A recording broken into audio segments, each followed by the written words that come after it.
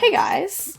So in today's video, I'm working on something that was really more of an experiment than anything else, but in the end, I came out with something that I think has a lot of potential for the future. So I hope you all enjoy, and I will see you there.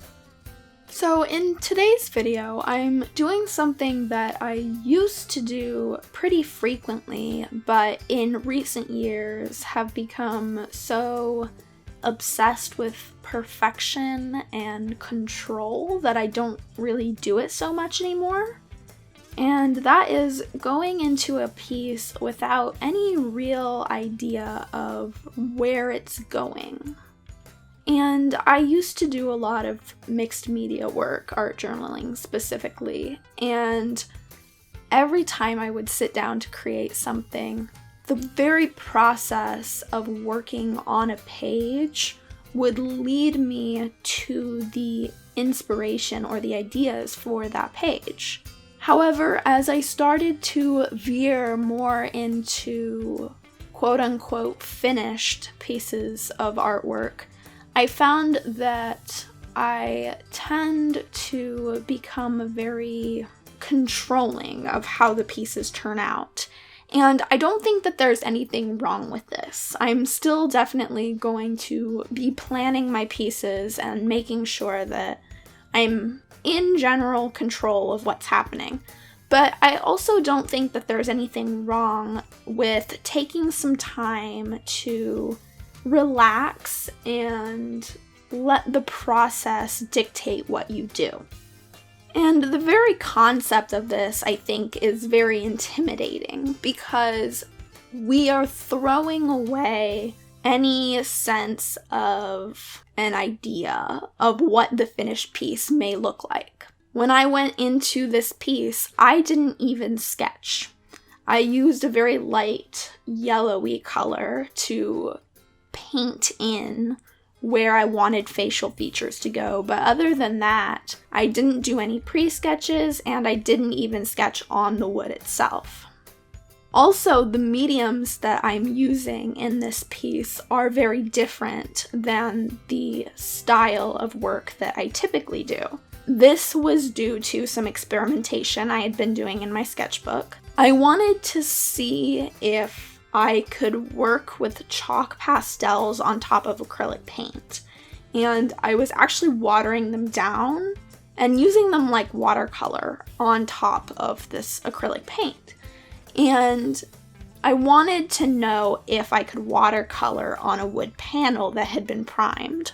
And I did a few tests in my sketchbook and it looked like I could, but when I really went into this piece, I had no idea if it was going to turn out or if it wasn't. I had never painted with watercolor on wood before, and I had never really seen anyone do it either.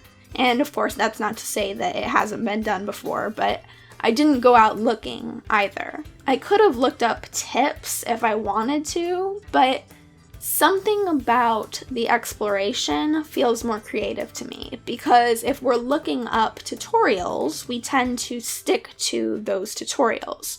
Whereas if we go into something completely on our own, we're sort of thrown to the wolves in a sense, and we're forced to make do with what we have and what we do know about the materials that we're working with.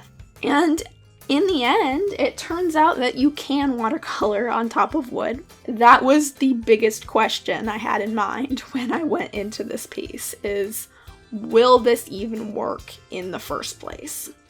And I was very excited when I saw that it did indeed work. And this experiment, and that's all it was an experiment, opened so many doors for me in my mind. Because now I can try again, and I can develop this into something that is uniquely me. And that's not to say that this will be the only thing that I do. I'm sure I will still be doing pieces on paper because I also enjoy that process as well. But this is something that's different, and it's something that I had a lot of fun with.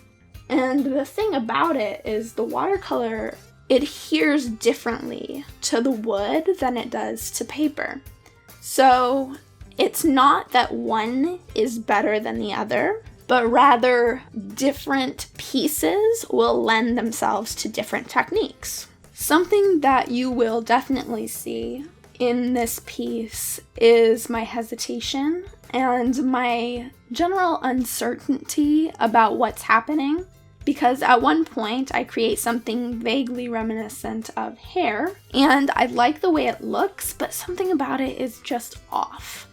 And I couldn't really decide what it was that felt so off to me. I knew it was something about the shape and probably the fact that she didn't have any hair, but I couldn't decide what I wanted to do from that point forward. And of course, this is going to be one of the obvious consequences that come with working without any sort of plan. If I had planned this piece out, I would have known what was happening. I would have known where things were going, and I would have been able to better account for them. For example, this girl's neck got a little bit dark because at one point I thought I was going to color the background that color. And then I realized that I wanted to give her a neck, and I went back over it with brown and called it a shadow. And that's why these are considered more experiments than they are anything else, because there are clearly things that could be done better. But it was a very fun process, and it really opens your mind up to the idea of letting yourself play with the art as opposed to being a dictator with it. Because sometimes I feel as though I'm draining the creativity out of me by doing so much planning that it's not even fun anymore. And for me, if art isn't fun, then what's the point of it? So when I was struggling with this concept of the facial shape and whether I wanted this to be trees or if I wanted it to be hair or a crown, I just let it sit and I went to bed. And I said, okay, I'm not looking at this until tomorrow morning when I can have a fresh set of eyes. And that normally does it for me. I can look at something and truly understand what is happening and why I didn't like it. And a few other issues actually were a little more glaring, things like her eyes being a little uneven and the fact that her neck flares quite a bit. But it was an experiment, and it was a successful experiment because the only thing I went into this piece questioning was whether or not I could use watercolors on wood. And in the end, I found out that I could. So even though there are things about this piece that I would do differently, I think I managed to overcome them to a certain extent, where I blocked in a large amount of color for her hair and then turned the tree-like shapes into a sort of fiery colored crown. But the very process of doing that sparked so many new ideas in my head and opened so many more new doors that it made it worth it. I definitely want to continue doing pieces like this in the future, things that are more experimental and push the boundaries of what I do with my artwork. Because as far as I'm concerned, I'm never going to get any better if I stay in the same place and in my comfort zones. And those comfort zones also apply to the mediums that I'm using. So I hope I inspired at least one of you to try something different today. Work on a piece in your sketchbook or on a piece of wood or a free sheet of paper and don't think about it. Just start working and let the work create itself. I would love to hear your results. Thank you all for watching, and I will see you guys next time. Bye. I just worked out, and you can probably tell because of the exhaustion on my face. My hair is in its casual state right now, which is when it's low key. If it's high key, I can pin it back. But I can also pretend like I never shaved it at all.